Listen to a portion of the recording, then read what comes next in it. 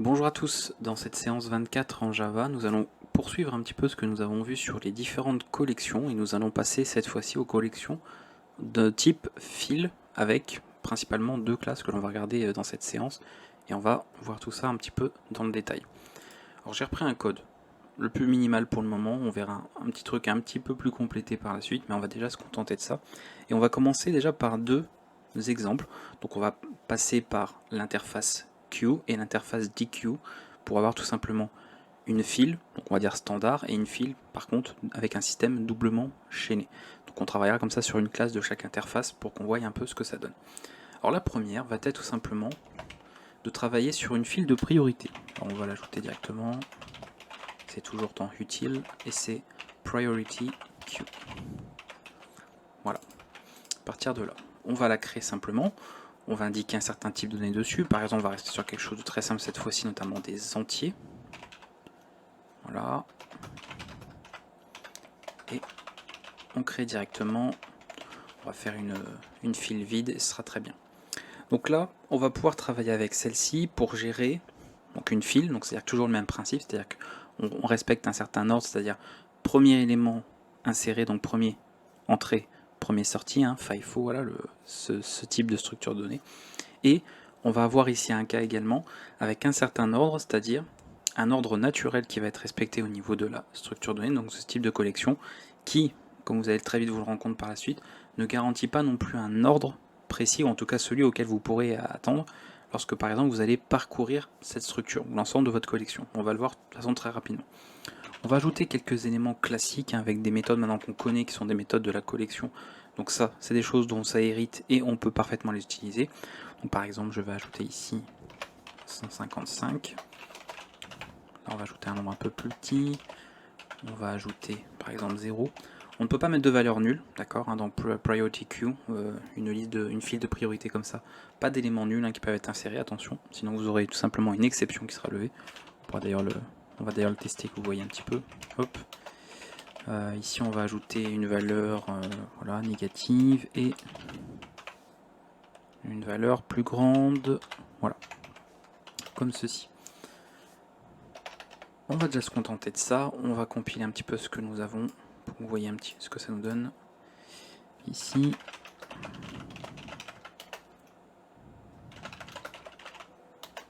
j'exécute et on obtient bien une null pointer exception, d'accord, donc qui est tout simplement provoqué par ça, le fait de vouloir ici ajouter un élément nul, ce qui n'est pas possible, d'accord, avec ce type-là. Donc on va l'enlever directement.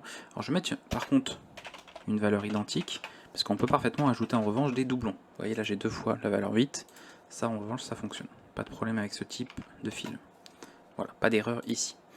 Ok, on va pouvoir parfaitement enlever les éléments, bon ça on l'a vu avec la méthode remove, d'accord, pareil, pensez bien à vérifier pour certaines méthodes, je le fais pas à chaque vidéo parce que ça rajouterait énormément de code, mais faites toujours attention, quand vous avez une méthode qui peut générer une exception, de toujours mettre tout ça dans un try-catch, d'accord, un bloc try-catch, pour vérifier ça et traiter les éventuelles exceptions. Je le fais pas forcément à tous les coups, parce qu'encore une fois, ça rajoute énormément de code, mais dans l'idéal, il faut que ce soit toujours fait, quand vous savez qu'une méthode peut lever une exception, il faut que ce soit traité, et que ce soit vérifié. Ok, donc on a des éléments ordonnés qu'on va voir par la suite, on peut parfaitement ajouter des doublons, ça n'y a pas de problème, on peut pas ajouter d'éléments nuls, très important, et il n'y a pas non plus d'histoire d'accès direct, d'accord. On avait vu certaines collections déjà pour commencer dans la séance précédente avec un accès direct, ce qui est beaucoup plus rapide pour de la lecture. Ici, on n'a évidemment pas d'accès direct, on a un élément chaîné, donc pas d'accès par exemple par un indice ou par une valeur bien précise, d'accord. On va devoir en fait directement gérer la file telle quelle et on n'a pas d'accès direct. Ce n'est pas non plus orienté pour être utilisé en concurrence, c'est-à-dire dans un environnement multi-threadé. D'accord. Je crois que j'avais repris dans la séance précédente plus ou moins un schéma où on a repris chacune des informations. En gros, je vous avais fait quelque chose comme ça, donc je vais le refaire pareil ici. Ce sera peut-être plus pratique pour certains. Voilà. Donc ici, on a quelque chose qui est ordonné, d'accord. La collection est ordonnée, ça, il n'y a pas de problème. Elle accepte les doublons, ça, il n'y a pas de souci. Refuse en revanche les valeurs nulles. Ok. Et on a par contre, ce n'est pas, je vais mettre pas, donc le terme anglais qu'on utilise beaucoup, thread safe, pour dire simplement que ce n'est pas à utiliser en fait dans un environnement, ce n'est pas en fait fait pour du multithread, donc il n'y a pas de gestion de la concurrence, de synchronisation, d'accord. Donc ça c'est important, il faut le savoir. Ok, de toute façon celle que la classe qu'on verra par la suite sera également pareil, c'est pas thread safe, donc on aura pour les deux de cette séance quelque chose qui ne l'est pas, donc pas de problème à ce niveau là.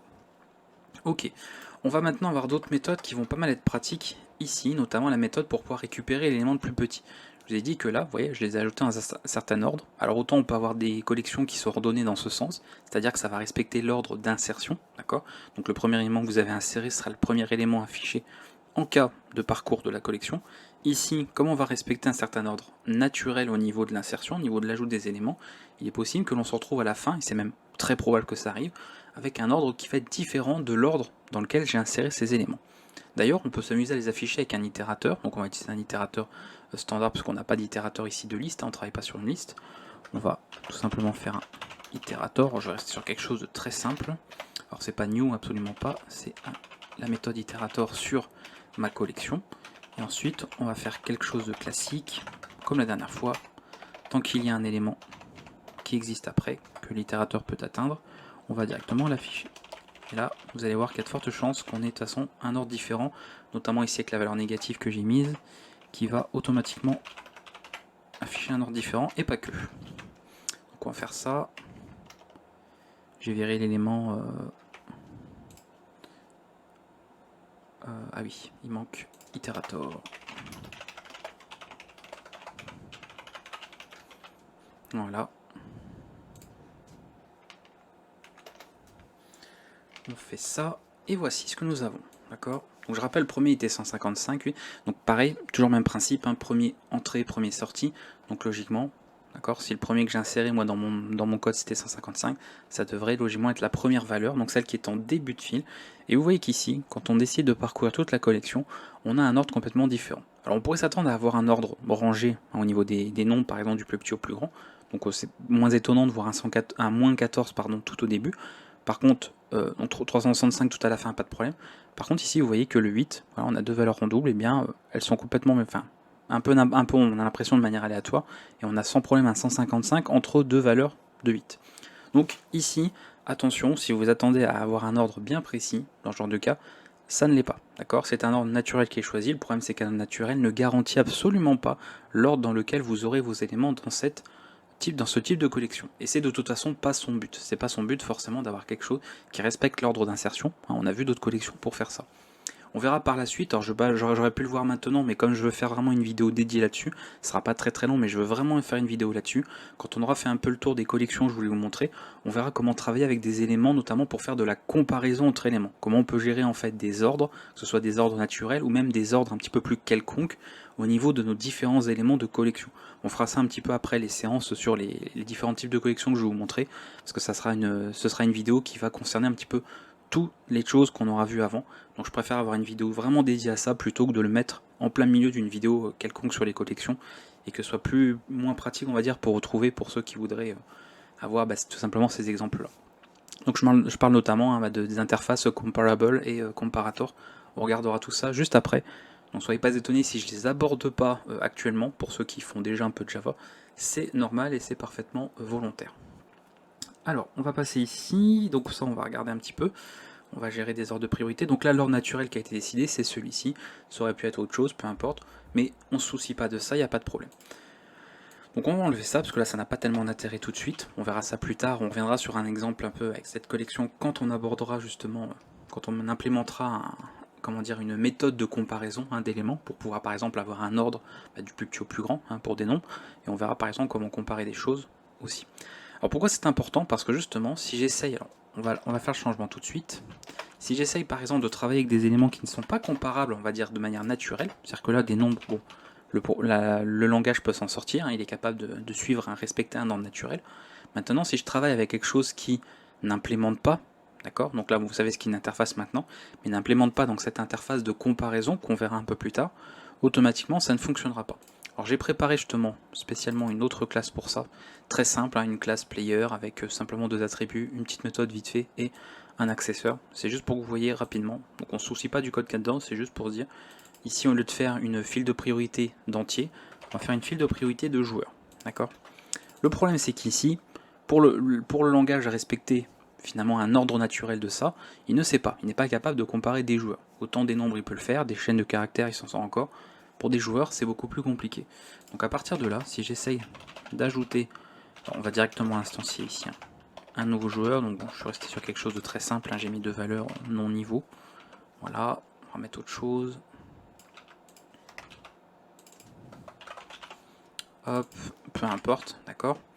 Automatiquement, je vais avoir une petite erreur à l'exécution qui me dit que je ne peux tout simplement donc pas, d'accord, ajouter ces éléments-là puisqu'il n'implémente pas, voilà, justement, cette interface comparable qui nous permet de comparer ces différents éléments.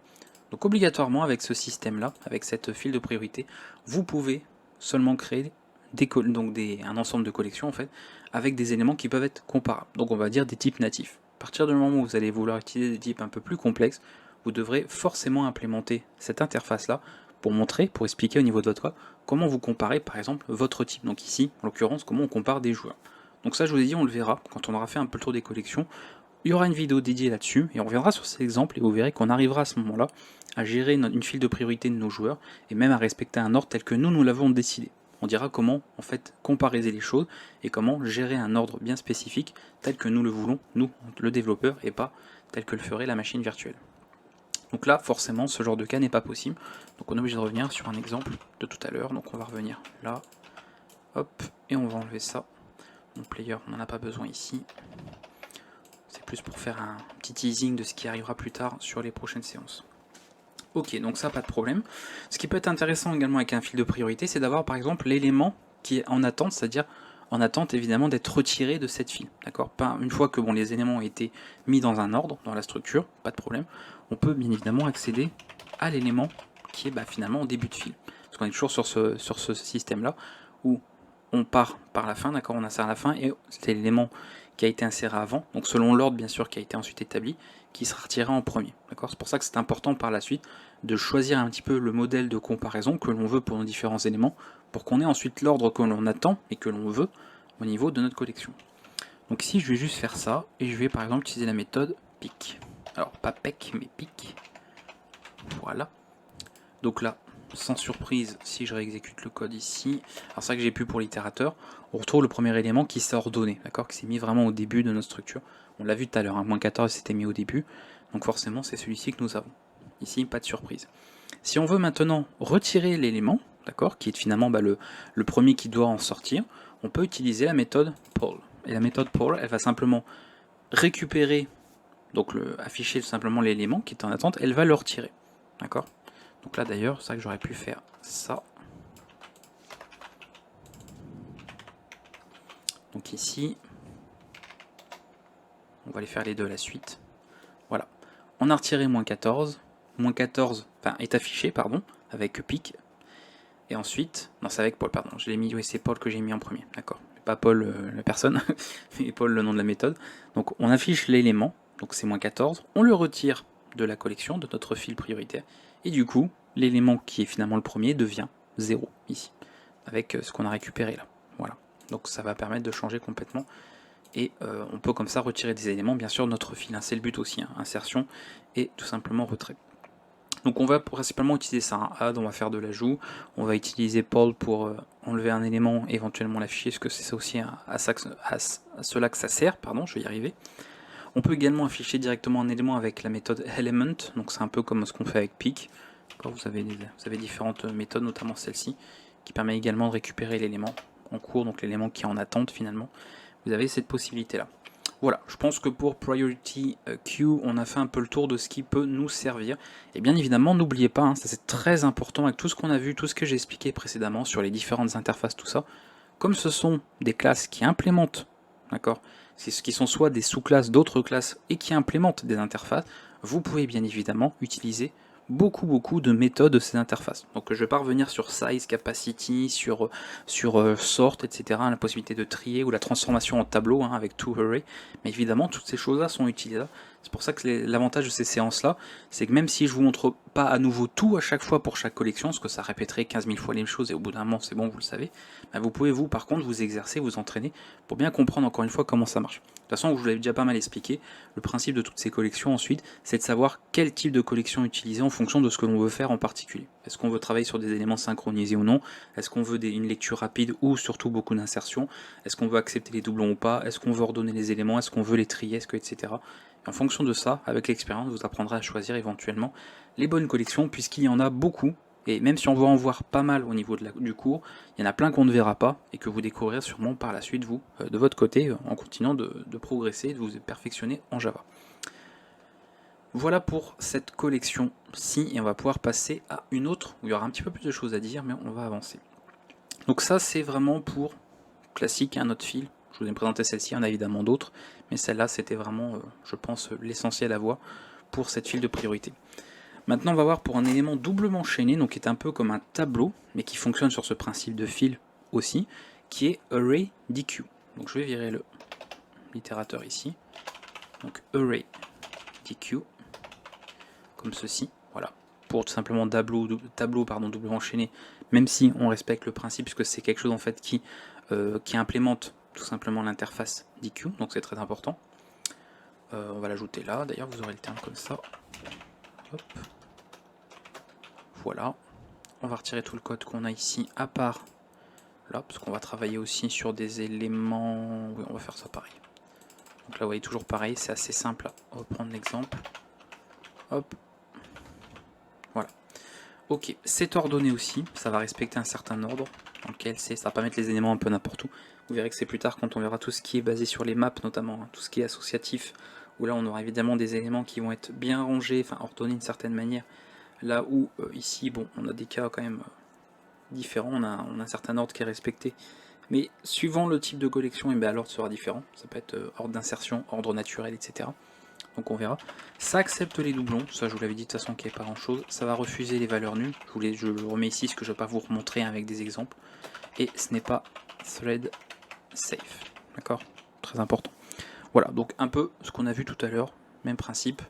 Il n'y a pas de différence, on va dire, au niveau des spécificités de chaque. Mais bien sûr, l'usage sera un petit peu, on va dire, différent en fonction. Donc là, on a tous les avantages de la liste doublement chaînée. Et y compris l'usage qu'on va pouvoir en avoir.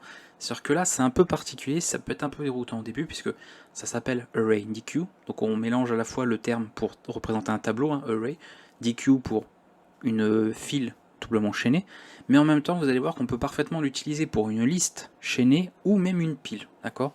Parce que nous allons profiter de beaucoup de nos méthodes qui nous permettent d'utiliser ce type-là pour pouvoir en fait travailler sur d'autres types de structures, en tout cas dans la manière, ou dans les besoins en tout cas que nous avons. Donc là, on va déjà voir des choses très simples. Alors pareil, je ne vais pas forcément tout vérifier, mais attention, parce que je vais présenter pas mal de méthodes qui peuvent, pareil, générer une exception si jamais par exemple il y a une erreur ou par exemple que la structure est vide. Donc je ne vais pas forcément encore une fois tout vérifier avec des try-catch, mais faites attention à ce niveau-là. Ici, comme on est sur quelque chose qui est doublement chaîné, on va pouvoir à la fois ajouter des éléments, retirer ou accéder depuis le début ou depuis la fin. Donc plutôt d'utiliser des méthodes plus génériques comme add, comme remove, etc., et ben on aura plutôt intérêt à utiliser par exemple des choses comme add first. Donc faisons par exemple comme ceci, adq.addFirst, je vais ajouter ici 4. On va faire un cas assez simple. Je vais y arriver, décidément. On va faire add last qui est l'inverse, on va rajouter 128. On va mettre un 0, comme ça on aura des valeurs ici. Ok, d'accord. C'est vrai que l'itérateur, j'aurais pu le laisser, puisque ça peut être pas mal éventuellement de voir. C'est pas obligatoire non plus, hein, de passer toujours par un itérateur, mais c'est plus pour vous. Donc itérator. Surtout que ça, on sait maintenant bien le savoir, hein, on l'a vu suffisamment. Je voulais présenter ce que c'est quelque chose qui est très important. Mais là, c'est vrai que pour l'affichage, c'est quand même bien pratique de l'avoir. Next, ici. Voilà. On y retourne. Beaucoup d'éléments ici. Ok. Donc là, vous voyez, 15, 4, 0. Donc ça a ajouté 4 au tout début de notre fil, pas de problème.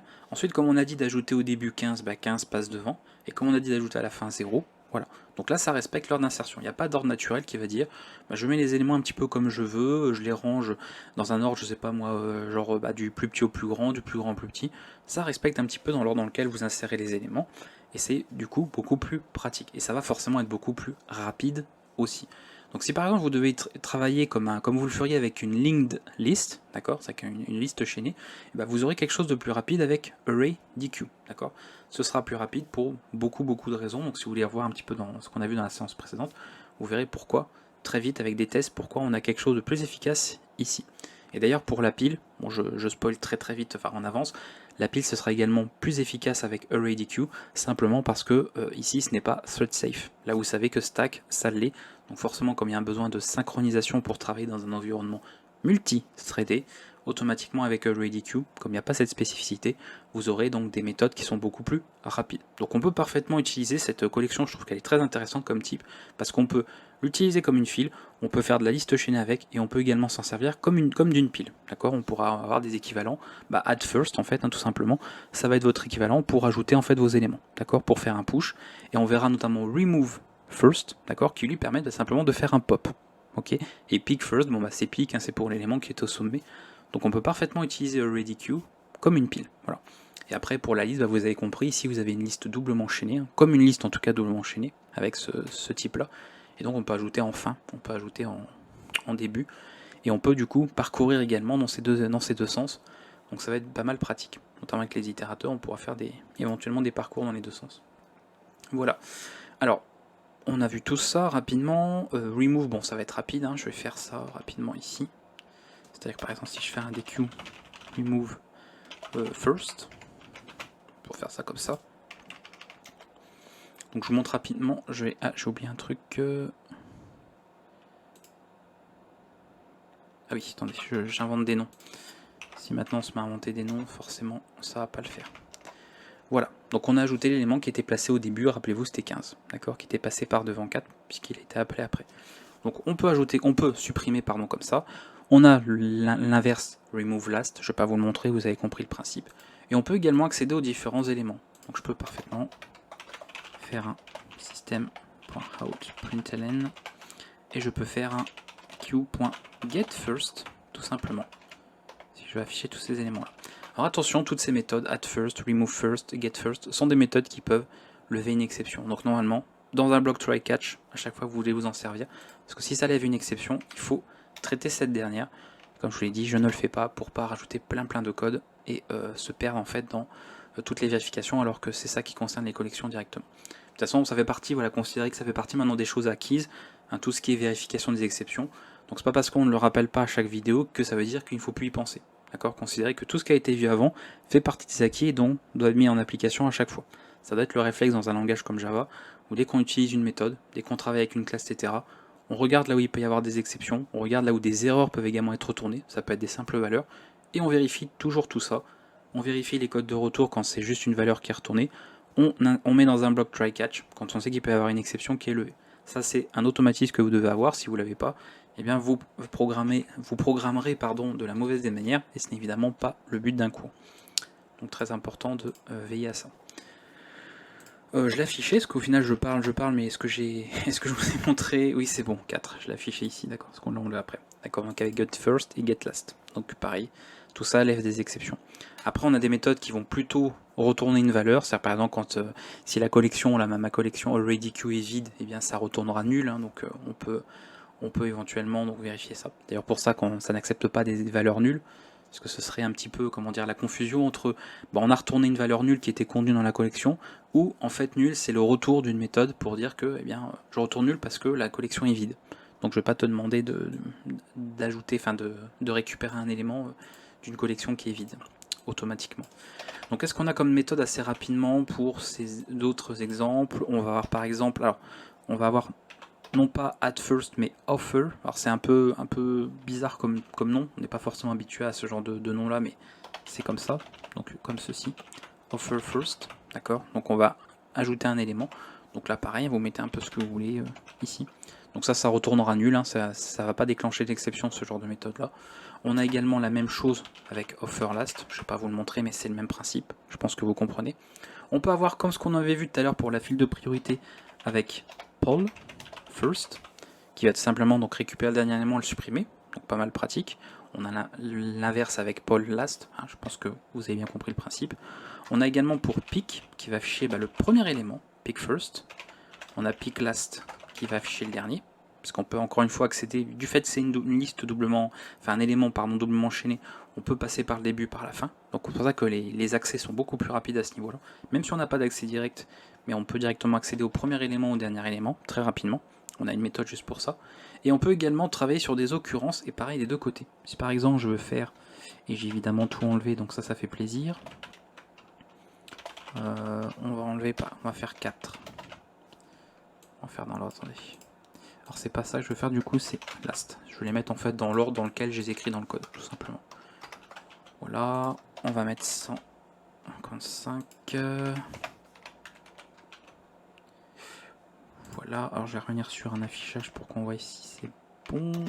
Ok, donc ça respecte ce qu'il y a, puisque tout est mis en fait à la suite pour le coup. Et moi ce que je veux faire c'est adq.remove last occurrences, c'est deux, alors attendez, 2 C en anglais, 2 R, oui voilà. Et on va virer 4.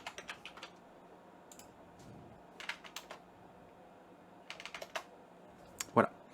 Donc en fait, il va retirer la dernière occurrence, d'où le last, rencontré donc de 4, ici. Donc il va parcourir chaque élément, il va le rencontrer une première fois, etc. Et jusqu'à la dernière fois en fait où il va le rencontrer, il fera ça. Donc il va passer par la fin, en fait. Rappelez-vous, c'est une liste avec double chaînage. Donc automatiquement, en passant par la fin, il sait que c'est la dernière occurrence, puisque le début de la liste, c'est le début. Hein, c'est quand on passe par le début de celle-ci. Alors c'est vrai que je dis liste, mais attention, on est dans des fils ici. Il faut faire attention, même si c'est vrai qu'on peut avoir le comportement d'une liste par rapport aux méthodes qui sont disponibles, parce que ça implémente beaucoup d'interfaces, ça implémente beaucoup de... Ça étend beaucoup de classes comme ça qu'on peut retrouver. C'est pour ça qu'on peut faire un peu toutes ces choses-là. Voilà, je vais pas tout vous refaire, de toute façon il y en a plein d'autres, c'est pareil, hein. Bon, il y a toujours les mêmes choses, add, remove, size, toujours le même principe, capacity, encore une fois, ça il n'y a pas de nouveauté ici. Et pour la pile, bon je vous l'ai dit, hein, si vous voulez par exemple avoir un comportement comme une pile, vous utilisez tout simplement, alors, que ce soit add first, d'accord, vous utilisez remove first, ok, ça comme la pile, ça c'est l'équivalent d'un push, hein, add first, remove first c'est l'équivalent du pop, et vous avez pick first si vous voulez vraiment le sommet de la pile. Voilà. Donc en utilisant ces trois méthodes, vous utilisez votre ArrayDQ comme une pile, et comme ce n'est pas encore une fois thread safe, ce sera plus rapide que d'utiliser la collection stack, qui elle l'est et est prévue pour travailler dans un environnement multi-threadé. Donc attention, ça peut aussi être autant, parce qu'on se dirait quelle est la meilleure collection pour faire une pile en Java, c'est stack, puisque c'est dans le nom, et en fait on se rend compte, non, ça dépend de l'environnement dans lequel vous l'utilisez. ArrayDQ qui n'indique pas le terme pile sera beaucoup plus pratique pour faire une pile dans un environnement mono-threadé. Donc attention à ce niveau-là, n'hésitez pas à tester tout ça pour voir un petit peu ce que ça donne, sur quelque chose d'un peu plus complet. Et je pense qu'on est bon, on va pouvoir s'arrêter là. Alors j'aurais pu montrer encore une fois davantage de choses, notamment avec la possibilité d'avoir des types un peu plus complexes. Là vous voyez que je n'ai pas travaillé avec, comme la dernière fois on avait fait une classe 4, hein, et on avait notre collection avec l'ajout de petits chats, mais ici on peut pas parce qu'encore une fois il va falloir voir comment ajouter des éléments. Alors surtout pour la file de priorité, hein, c'est surtout là que c'est important. Hein, ici j'aurais pu ajouter des players, mais bon, on l'a vu la dernière fois déjà avec les listes, donc je ne vais pas répéter le même code quasiment, où il y aurait juste le nom là qui change par rapport à ligne de liste ou array list comme on l'a vu. Maintenant vous savez tout ça. Voilà, donc il va y avoir pas mal de répétitions quand même sur ces séances, mais c'est pour ça que j'aborde quand même les types essentiels, qui me semblent vraiment importants à connaître au minimum, pour que vous puissiez par la suite vous intéresser aux autres. Et après encore une fois, c'est avec l'expérience, la pratique, que vous saurez quel type utiliser selon les besoins et selon le contexte dans lequel vous vous trouvez. C'est à vous après de faire ce travail-là en tant que développeur. Voilà. Je vais vous laisser avec tout ça, on se retrouvera pour une prochaine séance avec d'autres types de collections. On va parler des ensembles, on doit encore parler des ensembles et de tout ce qui est associatif. Voilà, donc il y aura a priori 2 séances, hein, une séance pour chacun de ceux-là. Et ensuite, à la fin de ces 2 séances-là, la séance qui suivra sera celle justement sur ces interfaces comparable et comparator. On en parlera, on fera vraiment une petite vidéo dédiée. Je pense pas qu'elle sera très très longue, mais ce sera vraiment très important parce qu'on ne peut absolument pas passer à côté de ça en Java. Donc je prévois vraiment une vidéo dédiée là-dessus pour vous ayez tout ce qu'il faut en main par la suite pour pouvoir manipuler et en tout cas de comparer des types complexes que vous créez dans vos programmes. A bientôt, et s'il y a des questions, comme d'habitude, n'hésitez pas dans les commentaires, je suis toujours présent. Likez la vidéo, partagez-la, faites des affiches, placardez ça dans les boulangeries de votre coin, de ton quartier. N'hésite pas, ça fera toujours plaisir et ça fera connaître un maximum de monde cette chaîne incroyable, magnifique. Joyeux Noël, joyeuse Pâques et à bientôt. Ciao.